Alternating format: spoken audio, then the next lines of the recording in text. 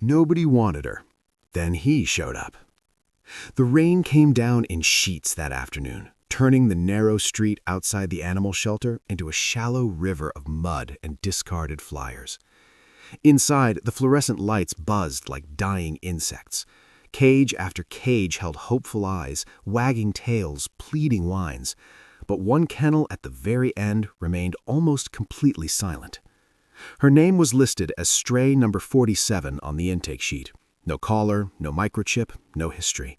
Just a medium-sized dog of uncertain breed, maybe some shepherd mix, maybe something else entirely, who had been found curled beneath a rusted pickup 3 weeks earlier. She was thin, ribs faintly visible beneath dull black and tan fur. One ear was permanently folded forward as though listening for something that never arrived. Her eyes were the color of weak tea and carried the look of an animal who had already calculated the arithmetic of abandonment. People walked past her kennel every day. Families with small children would pause at the puppies, cooing over the tumbling balls of fluff. Older couples liked the calm golden retrievers or the already trained labs.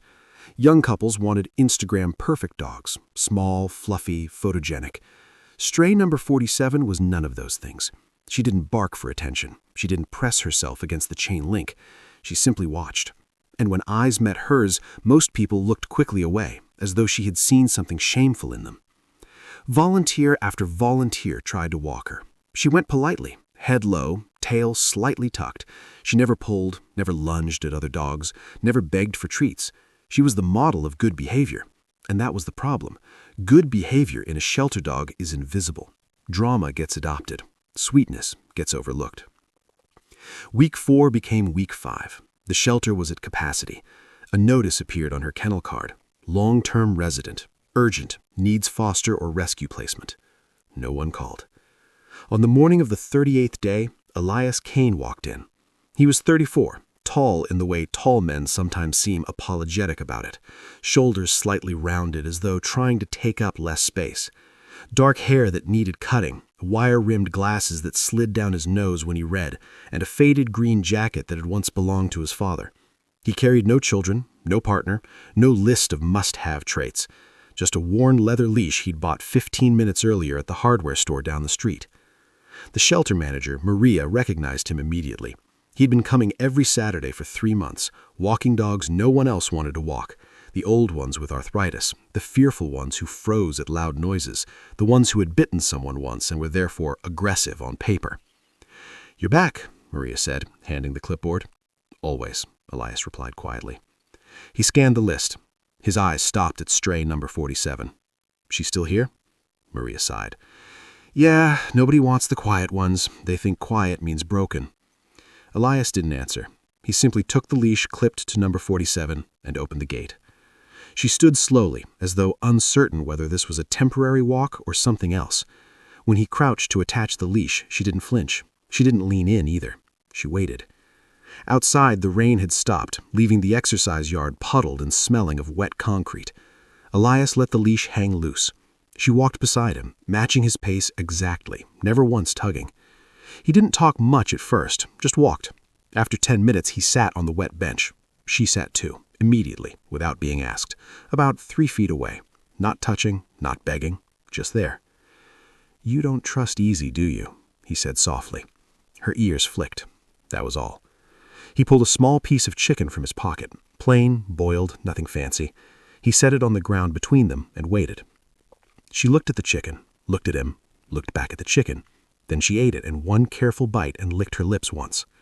He smiled, just a small turning of the mouth, and stood up. They walked another 20 minutes. When he brought her back inside, she went into her kennel without protest. But when he turned to leave, she did something she had never done before. She pressed her nose once, very gently, against the chain link. Elias stopped, looked down, met her eyes. "I'll be back tomorrow," he said. And he was. Every day for the next 9 days he came, sometimes in the morning before work, sometimes in the evening after. He brought chicken, then cheese, then small pieces of apple. He never forced her to take them from his hand. He always placed them on the ground and waited for her to choose. On day 10, he brought a different leash, longer, softer, bright blue. Maria raised an eyebrow. "You filling out the paperwork?" He nodded. She's not going to be easy, Maria warned. She's got no history, could be anything under the surface. I know. She might never be normal. I'm not looking for normal. Maria studied him a long moment. Then she handed him the adoption packet. He filled it out in the lobby while stray number 47 waited in her kennel, watching him through the doorway. When the paperwork was done, Elias knelt at her kennel again. I'm giving you a name. If you hate it, we'll change it. But for now, I'm calling you Tuesday. She tilted her head. Because the best things happen on days no one expects anything from.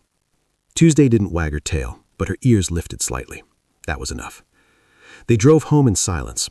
Elias kept the windows cracked so she could smell the world. She sat upright in the passenger seat, watching everything with calm intensity. When they pulled into the gravel driveway of the small house on the edge of town, she waited for him to open the door. No scrambling, no excitement, just patience. Inside, he had already prepared. A bed in the corner of the living room, not too close to the couch, not too far. A water bowl, a food bowl, a couple of toys he wasn't sure she'd ever touch. He showed them each thing slowly. She sniffed them all, then went straight to the bed and lay down, chin on paws, watching him move around the kitchen. That first night she didn't sleep. She watched the front door for hours. When Elias finally went to bed, he followed him to the hallway but stopped at the threshold of his room, as though crossing it would break some unspoken rule. You can come in, he said from the darkness. She didn't. He left the door open anyway. The next morning he found her curled on the rug just outside his bedroom door. Progress, he thought. Weeks passed. Tuesday learned the rhythm of the house. Coffee at 6:45, breakfast at 7:10, walk at 7:30. She walked beside him on the long dirt road behind the property, never pulled, never lagged. When other dogs barked from behind fences, she simply looked away. She met the neighbors slowly. Old Mr. Delgado next door tried to pet her once. She stepped back politely. He never tried again, but he started leaving small pieces of cheese on the fence post every Tuesday. She ate them when no one was watching. Children from down the street rode bikes past the yard. At first she tensed. After a month, she simply watched them go by. She never played with toys. Elias tried balls, ropes, squeakers, nothing. But one evening he dropped a sock, his own, worn thin, and she picked it up gently, carried it to her bed, and slept with it between her paws. He never took it away. She began to lean. Not much, just a slight pressure of shoulder against his leg when they stood in the kitchen. When Elias sat on the couch reading, she would place her chin on the cushion beside him, not touching, but close enough that he could feel her breathing. One night in late November, a storm rolled in hard. Thunder cracked like splitting wood. Elias found her in the hallway, pressed flat to the floor, shaking so hard the tags on her collar rattled. He didn't say, "It's okay." He knew better. Instead, he lay down on the hallway floor beside her, close but not crowding. After a long time, she inched toward him until her forehead rested against his ribs. He placed one hand, slowly, on her shoulder. She didn't pull away. The storm passed. She stayed there until morning. After that night, something shifted. She began to seek him out. When Elias came home from the community college where he taught night classes and woodworking, she would be waiting at the door, not jumping, not barking, just standing quietly, tail moving in slow, wide arcs. When Elias worked in the small shop behind the house, she lay under the workbench, head on paws, watching the sawdust drift. One Saturday, he took her to the river trail, 8 miles of dirt path along slow brown water. Halfway through, they stopped at a fallen log. She sat beside him. For the first time, she leaned fully against his side. He rested his hand on her head. She closed her eyes. A family walked past, 2 parents, a little girl on a pink bike. The girl stopped. "What's her name?" Elias said. "Tuesday." "She's pretty." Tuesday opened her eyes and looked at the child. No fear, no retreat. The girl reached out very slowly. Tuesday didn't move. Small fingers touched the top of her head. Tuesday blinked once, slowly. The girl beamed. "She likes me." Elias smiled. "I think she does." They walked on. That night, back home, Tuesday did something new. She jumped onto the couch, carefully, as though asking permission, and lay beside him with her head in his lap. He froze for a second. Then he rested his hand on her ribs and felt her sigh, a long, deep breath that seemed to carry years of held tension. He didn't speak. He didn't need to. Spring came. The fur along Tuesday's spine grew thick and glossy. Her ribs disappeared under healthy weight. the folded ears still tilted forward, but now it seemed like a quirk instead of a wound. She began to play. Not rough, not wild, but when Elias tossed a stick into the tall grass behind the house, she trotted after it, picked it up, carried it back, and dropped it at his feet. Once. Twice.